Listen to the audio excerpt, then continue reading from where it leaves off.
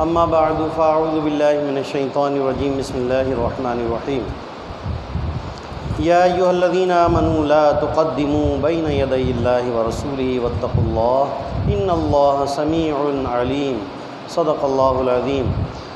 سورہ حجرات کی ابتدا اللہ رب العزت نے نبی پاک صلی اللہ علیہ وسلم کی تعظیم و توقیر اور آپ کے ادب سے متعلق متواتر یہ 5 آیتیں اللہ تبارک و تعالیٰ نے اپنے محبوب صلی اللہ علیہ وسلم کی تعظیم سکھانے کے لیے مسلسل 5 آیتیں بیان فرمائیں، اور ان آیات بینات سے ہمیں یہ پتہ چلتا ہے کہ تعظیم مصطفیٰ اور نبی پاک صلی اللہ علیہ وسلم کی توقیر عزت اللہ رب العزت کی بارگاہ میں سب سے بلند درجے پر یہی فائد ہے۔ دیگر عبادات اور ریاضات اپنی جگہ الگ ہیں، لیکن اگر تعظیم مصطفیٰ نہیں تو پھر کچھ بھی نہیں۔ یہاں اللہ رب العزت ارشاد فرماتا ہے، اے ایمان والوں، اللہ اور اس کے رسول سے آگے نہ بڑھو اور اللہ سے ڈرو، بے شک اللہ سنتا جانتا ہے۔ اس آیت مقدسہ کا شان نزول اس طرح ہے کہ کچھ لوگوں نے نبی پاک صلی اللہ علیہ وسلم سے پہلے قربانی کی، تو اللہ تبارک و تعالیٰ نے یہ آیت مقدسہ نازل فرمائی کہ اے ایمان والوں، اللہ اور اس کے رسول سے آگے نہ بڑھو۔ اللہ اور اس کے رسول سے آگے بڑھنا، رسول سے آگے بڑھنا یہ اللہ سے آگے بڑھنا ہے۔ تو یہ دونوں جہاں بھی رسول پاک صلی اللہ علیہ وسلم کی تعظیم اللہ رب العزت نے سکھائی ہے، تو وہاں یہ فرق نہیں کیا کہ اللہ سے آگے بڑھ رہے ہو یا رسول سے۔ اگر رسول سے آگے بڑھو گے تو اللہ اور اس کے رسول سے آگے بڑھنا ہوا، تو تم اللہ سے بھی آگے بڑھ گئے۔ حضرت عائشہ صدیقہ رضی اللہ تعالی عنہا سے مروی ہے کہ بعض لوگ رمضان سے 1 روز پہلے ہی روزہ رکھنا شروع کر دیتے تھے۔ ان کے حق میں یہ آیت مقدسہ نازل ہوئی اور حکم دیا گیا کہ روزے رکھنے میں نبی پاک صلی اللہ علیہ وسلم سے آگے مت بڑھو۔ اسی طرح پھر اگلی آیت مقدسہ میں فرمایا، یا ایھا الذین آمنوا لا ترفعوا اصواتکم فوق صوت النبی ولا تجہروا لہ بالقول کجہر بعضکم لبعض ان تحبط اعمالکم وانتم لا تشعرون۔ یہاں بھی ایمان والوں کو یا ایھا الذین آمنوا کے صیغے سے مخاطب کیا گیا اور فرمایا کہ اے ایمان والوں، اپنی آوازیں اونچی نہ کرو اس غیب بتانے والے نبی کی آواز سے، اور ان کے حضور بات چلا کر نہ کہو جیسے آپس میں ایک دوسرے کے سامنے چلاتے ہو، کہ کہیں تمہارے عمل اکارت نہ ہو جائیں اور تمہیں اس کی خبر بھی نہ ہو۔ زندگی بھر کے اعمال ایک طرف ہیں اور تعظیم مصطفیٰ ایک طرف ہے۔ اگر زندگی بھر کے اعمال بہت اچھے ہیں لیکن حضور کی بارگاہ میں اتنی سی بے ادبی کہ آپ کی بارگاہ میں اگر آواز بلند کر دی تو اعمال برباد ہو جائیں گے۔ اب اس بارگاہ کی شان دیکھیں کہ اللہ رب العزت نے اس بارگاہ کی شان کیسی رکھی ہے کہ ساری نیکیاں ایک طرف اور تعظیم مصطفیٰ ایک طرف، ساری زندگی کے اعمال جو ہے اکارت چلے جائیں اور تمہیں پتہ بھی نہیں چلے گا کہ تم نے ساری زندگی جو نیکیاں کی تھی، صرف ایک آواز بلند کرنے سے ساری زندگی کے عمل برباد ہو گئے۔ اس آیت مقدسہ کا شان نزول اس طرح ہے کہ حضرت ابن عباس رضی اللہ تعالیٰ عنہ سے مروی ہے کہ یہ آیت ثابت بن قیس بن شماس کے حق میں نازل ہوئی۔ انہیں ثقل سماعت کا مسئلہ تھا، یعنی اونچا سنا کرتے تھے، کان میں مسئلہ تھا۔ تو اب ظاہر ہے آپ کو بھی پتہ ہے کہ جو اونچا سنتا ہے تو وہ پھر بولتا بھی اونچا ہے، کیونکہ اس کو آواز کم آتی ہے، تو وہ سامنے والے سے بھی تیز آواز میں گفتگو کرتا ہے۔ وہ سمجھتا ہے کہ ان کو بھی شاید آواز نہیں آ رہی، تو ایسے ہی جو ہے وہ بلند آواز سے بولا کرتے تھے اور حضور کی بارگاہ میں جو ہے، لیکن ان کا عذر تھا، معذوری تھی، انہیں نہیں پتہ تھا، گستاخی و بے ادبی کی نیت نہیں تھی، تو وہ صحابی رسول تھے، ان سے زیادہ ادب کون جان سکتا ہے۔ تو کلمات ادب و تعظیم و توقیر و توصیف اور القاب و عظمت کے ساتھ عرض کرو جو عرض کرنا ہو، ترک ادب سے نیکیوں کے برباد ہونے کا اندیشہ ہے۔ اور فرمائے کہ حضرت ثابت جو تھے ان کا ذکر اس میں یہ کیا گیا۔ تو جب یہ آیت مقدسہ نازل ہوئی تو وہ اپنے گھر میں جا کے چھپ گئے اور انہوں نے کہا کہ اب میں تو جہنمی ہو گیا، میرے حق میں یہ آیت نازل ہو گئی، میں تو جہنم میں گیا۔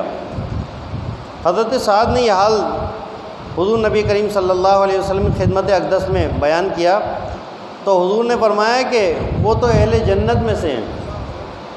اب دیکھیں حضور نے ان کے لیے کیا فرمایا کہ وہ تو اہل جنت میں تھے۔ نبی پاک صلی اللہ علیہ وسلم کو اپنے امتیوں کے اعمال کا بھی پتہ ہے، کون جنتی اور کون دوزخی ہے۔ بخاری شریف میں ایک حدیث ہے، ایک صاحب کو دیکھا کہ وہ مسلمانوں کے ساتھ لڑ رہے ہیں، بڑی جمع مردی سے لڑ رہے ہیں، کفار کو کاٹتے جا رہے ہیں اور مسلمانوں کے ساتھ ہیں، ظاہر ہے۔ تو صحابہ اکرام کو بڑا رشک ہوا، حضور کی بارگاہ میں آ کے عرض کی کہ وہ تو بہت جمع مردی سے لڑ رہے ہیں اور انہوں نے تو اتنے کافروں کو جو ہے کاٹ کے رکھ دیا۔ تو نبی پاک صلی اللہ علیہ وسلم نے فرمایا کہ وہ شخص جہنمی ہے۔ اب ایسے جنگ کے میدان میں جو مسلمانوں کے ساتھ لڑ رہا ہو، مسلمانوں کی حمایت میں لڑ رہا ہو اور اس نے لاشوں کے جو ہے انبار لگا دی ہوں، لیکن نبی پاک صلی اللہ علیہ وسلم فرما رہے ہیں کہ وہ جہنمی ہے۔ اب ایک صحابی رسول جب انہوں نے سنا تو وہ اس کے پیچھے پیچھے لگ گئے کہ دیکھیں حضور نے یہ فرمایا تو واقعی حضور نے جو فرمایا وہ تو حق ہے، لیکن اب یہ جہنمی کیسے ہے؟ یہ تو اتنا نیک عمل کر رہا ہے کہ کافروں کو جو ہے مار رہا ہے۔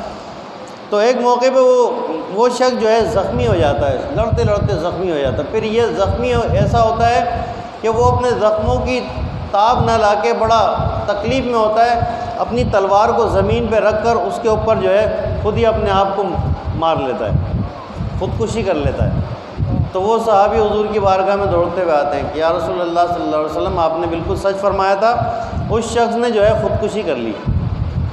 تو حضور نے اس کے بارے میں فرمایا تھا کہ وہ جہنمی ہے، اور ان کے بارے میں جبکہ ان کے حق میں آیت نازل ہوئی ہے، لیکن حضور نے فرمایا کہ یہ جنتی ہیں، اہل جنت میں سے ہیں۔ برائے ادب اور تعظیم تو یہ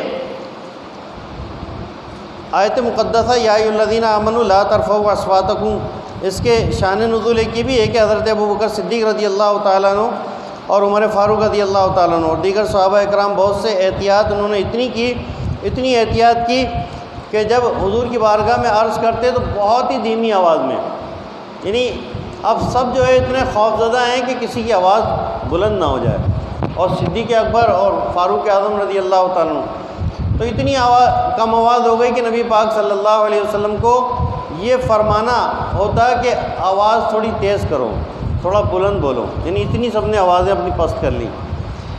تو ان آوازوں کو پست کرنے والوں کے بارے میں جنہوں نے ادب کیا، تعظیم مصطفیٰ کے لیے اپنی آوازیں پست کی، اللہ تبارک و تعالیٰ نے ان کے بارے میں فرمایا کہ الذین یغضون اصواتهم عند رسول اللہ اولئک الذین امتحن اللہ قلوبهم للتقوی لہم مغفرۃ واجر عظیم۔ اور وہ جو اپنی آوازیں پست کرتے ہیں رسول اللہ صلی اللہ علیہ وسلم کے پاس، وہ ہیں کہ جن کا دل اللہ نے پرہیزگاری کے لیے پرکھ لیا ہے، ان کے لیے بخشش اور بڑا ثواب ہے۔ جو آواز بلند رکھتے ہیں ان کے اعمال برباد ہونے کا خطرہ ہے، جو آوازیں پست رکھتے ہیں ان کی جو ہے یہ فضیلت بتائی جا رہی ہے کہ اللہ تعالیٰ نے ان کے دلوں کو پرہیزگاری اور تقوی کے لیے چن لیا ہے اور ان کے لیے بڑا اجر و ثواب ہے۔ پھر فرمایا الذین ینادونک من وراء الحجرات اکثرهم لا یعقلون، اور وہ جو آپ کو حجروں کے باہر سے پکارتے ہیں ان میں اکثر عقل والے نہیں ہیں۔ اب کسی کے گھر پہ آپ جائیں تو کیا کریں گے؟ یہ آواز دیں گے یا دروازہ بجائیں گے؟ ظاہر بلانا ہے، لیکن یہ دربار ایسا ہے کہ یہاں پر نہ آپ دروازے کو دستک دے سکتے ہیں نہ آواز دے سکتے ہیں۔ یہ بارگاہ ایسی ہے کہ یہاں پر آپ بالکل بھی اس طرح بے ادبی نہیں کر سکتے۔ دو ہی طریقے ہوتے ہیں، یا تو آواز دی جائے یا پھر دستک دی جائے، لیکن یہ بارگاہ ایسی ہے نہ دستک دی جائے گی نہ آواز دی جائے گی۔ اب کیا کیا جائے گا؟ اللہ تعالیٰ نے خود ہی اس بارگاہ کا ادب بتایا کہ کیا کرنا ہے۔ وَلَوْ أَنَّهُمْ صَبَرُوا حَتَّى تَخْرُجَ إِلَيْهِمْ لَكَانَ خَيْرًا لَهُمْ وَاللَّهُ غَفُورٌ رَحِيمٌ، اور اگر وہ صبر کرتے یہاں تک کہ آپ ان کے پاس تشریف لاتے تو یہ ان کے لیے بہتر تھا، اور اللہ بخشنے والا مہربان ہے۔ اب دیکھیں خود ہی حضور جب تک تشریف نہ لائیں اس وقت تک کہ نہ کوئی دروازہ بجائے نہ کوئی آواز دے، یہ اس بارگاہ کا ادب ہے۔ اصحاب صفہ کا جو چبوترا تھا وہاں پہ صحابہ اکرام پڑے رہتے تھے، گرد و غبار اڑتی رہتی تھی۔ اب ظاہر ہے جو ابھی چبوترا ہے اور مسجد کی جو کنڈیشن ہے پہلے وہ تو نہیں تھی۔ پہلے تو ایک چبوترا تو جو ہے کھلی جگہ تھی اور گرد و غبار بہت تھی، ریگستانی علاقہ ہے اور عرب کی زمین ہے، تو اس وقت جو ہے اصحاب صفہ کے چبوترے پہ جو صحابہ اکرام ہوتے تھے تو وہ گرد و غبار میں اٹ جاتے تھے اور وہیں پڑے رہتے تھے حضور کی بارگاہ میں۔ جب تشریف لاتے نبی پاک صلی اللہ علیہ وسلم تو پھر آپ سے ملاقات ہوتی اور حضور کچھ فرماتے تو اصحاب صفہ کے لوگ جو ہے وہ صرف لکھ لیا کرتے تھے، یاد کر لیا کرتے تھے۔ تو یہ 70 افراد وہ صرف ان کا یہی کام تھا کہ وہ کوئی ان کا ذریعہ معاش نہیں تھا، حضور کی بارگاہ میں پڑے رہتے تھے بس۔ انہی میں حضرت ابو ہریرہ رضی اللہ تعالیٰ عنہ بھی، جبھی حضرت ابو ہریرہ رضی اللہ تعالیٰ عنہ سے اتنی زیادہ احادیث مروی ہیں، بہت زیادہ۔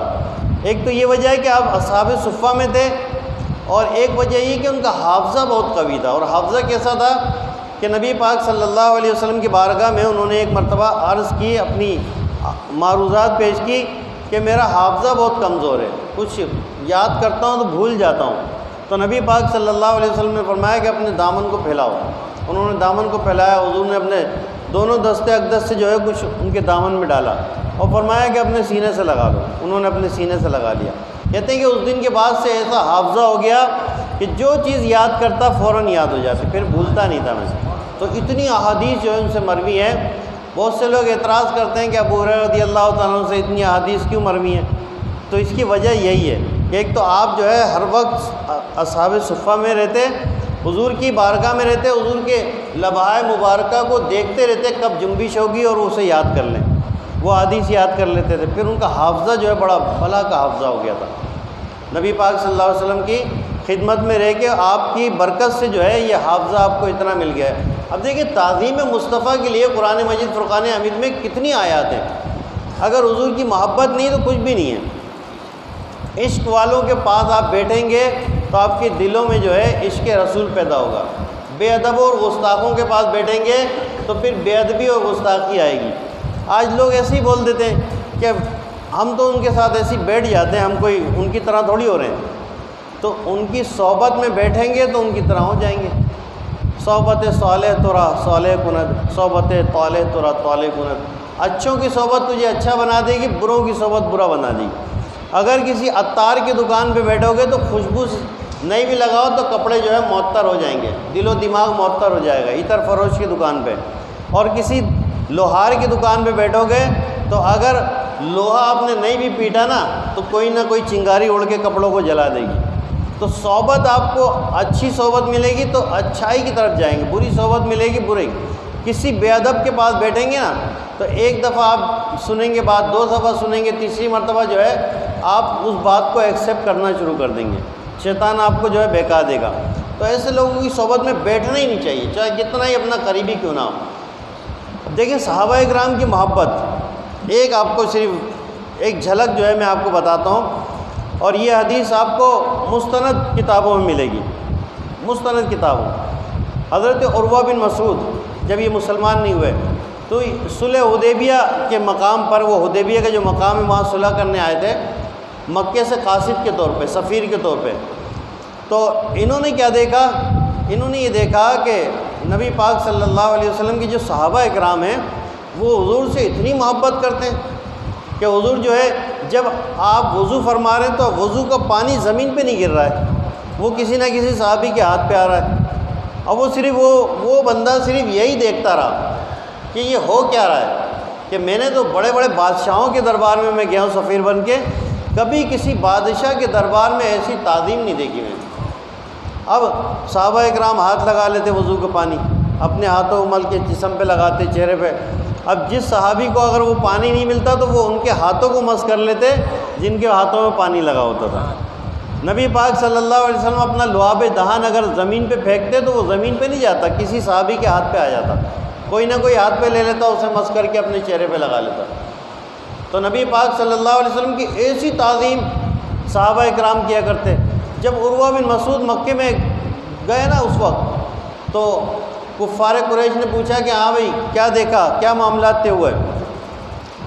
تو انہوں نے کہا کہ آپ اس قوم سے لڑنا چاہتے ہو جو اپنے نبی پر جو ہے اتنی جان نچھاور کرتی ہے کہ ان کا جو لعاب دہن ہے وہ زمین پہ نہیں گرنے دیتے، ان کے وضو کا پانی کا ایک قطرہ زمین پہ نہیں گرتا، تو وہ قوم جو ہے اپنے نبی کے لیے اپنی جان دینے کے لیے کیوں نہ تیار رہے؟ تو تم اس قوم سے کبھی نہیں لڑ سکتے۔ تو یہ محبت عشق رسول جو ہے صحابہ اکرام کا ایسا تھا کہ ان کی عشق رسول کی وجہ سے بڑی بڑی فتوحات ہو